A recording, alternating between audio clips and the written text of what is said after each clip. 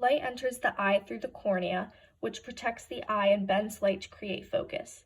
Then the light passes through the pupil, which is a small adjustable opening. Surrounding the pupil is the iris, which controls the size of the pupil and constricts or dilates in response to light intensity and inner emotions. Behind the pupil is the lens, which focuses incoming light rays and projects them onto the retina through accommodation.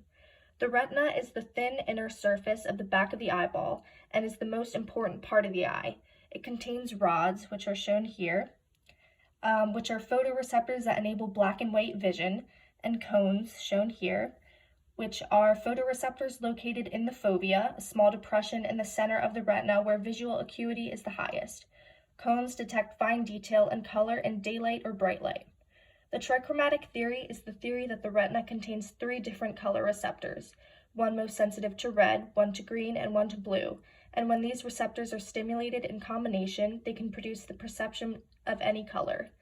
After light is projected onto the retina, bipolar cells, shown here, connect and transmit information from the rods and cones to the ganglion cells, shown here. Ganglion cells then transmit this information to the brain for processing.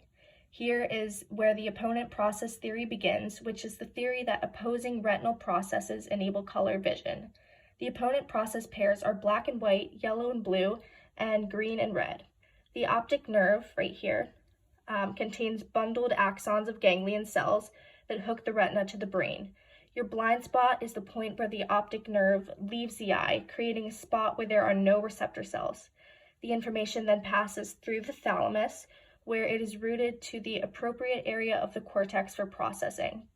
The thalamus sends the information to the visual cortex, which is located in the occipital lobe and is the part of the cerebral cortex involved in vision. Once the information reaches this point, the opponent process theory ends. The optic chiasm is the point in the brain where the optic nerve fibers from each eye cross over each other.